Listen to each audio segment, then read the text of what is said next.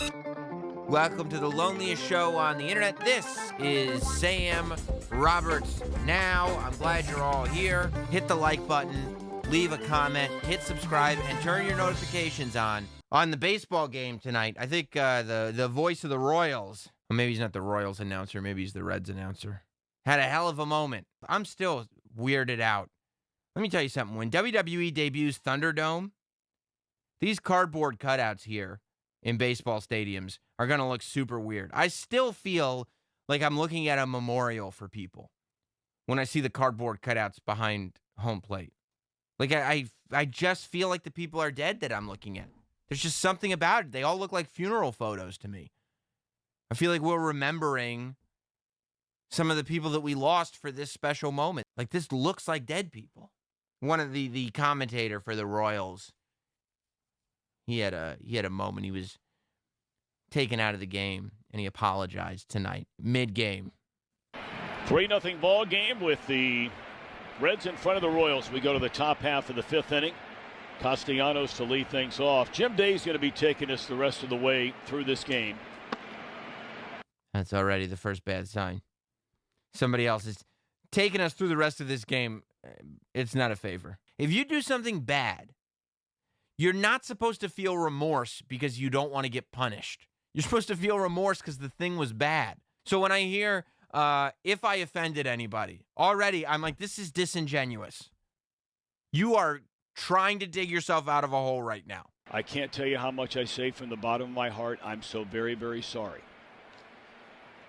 I pride myself and think of myself as a man of faith. As there's a drive in a deep left field by Castellanos, it will be a home run. And so that'll make it a 4-0 ball game. I don't know if I'm going to be putting on this headset again. He's in the middle of his apology.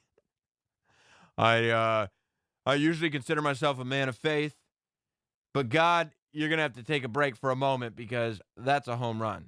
God is just sitting there waiting for his shout out.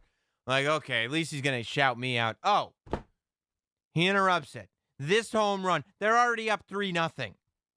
You got to take a break to announce they're having another home run before you can finish your statement about how great I am. Thanks a lot, Brennaman. It's hell for you. You use derogatory homophobic slurs and you forget to give me my credit. Hell for you, Brennaman. Hell. I wonder if Castellanos is in his head thinking to it, like, you know, since he's a little kid, he's dreamed of hitting home runs. I wonder if he's thinking in his head right now, I wonder what the call sounds like. Castellanos hits a home run. It is out of here. He goes back, he watches the tape. From the bottom of my heart, I apologize. I consider myself a man of faith. It is a home run by Castellanos. But I said some things earlier tonight, and you're like, what? What? That's what you should be apologizing for, stealing my moment. Because you don't know when your mic is on and off. I don't know if I'm going to be putting on this headset again. I don't know if it's going to be for the Reds. I don't know if it's going to be for my bosses at Fox. I want to apologize for the people who signed my paycheck. What? I want to apologize for the people. Like, that is fairly transparent. I want to apologize for the people that signed my paycheck. I'm hoping they continue to sign my paycheck. That is not who I am. It never has been. And I'd like to think maybe I could have some people that that could back that up. He's like, look, if you've ever been a friend of mine, please, now's the time to go to bat. This went out over the air before the game. I guess they were doing a Reds pregame show, which who the hell is watching a Reds pregame show? With all so you could sit there and watch an empty stadium, look at the back of cardboard cutouts, the back of a bunch of dead people. And this went out over the air. Old Thom Brennaman. One of the capitals of the world. Oh, my God, Tom. What the hell is wrong with you? Did you hear what he just said? How are you going to say that's not who you are? There was more conviction in that statement than most. That statement didn't sound like it came from his diaphragm or his throat. That statement sounded like it came right from his heart. I don't know what set it up. Reds Live, the pregame show presented by Ray St. Clair Roofing. Ray St. Clair is probably like, you scheduled us right after the slur? We don't want our ads right after the slur. I mean, if that's the first time that he's used that word, there must have been a ton of people in the production truck utterly shocked. Even though you don't think it's going out live, it's not like he thinks he's in an empty room just saying it to himself. He's talking to somebody through the microphone. There is no way that that's the first time that you've ever said that.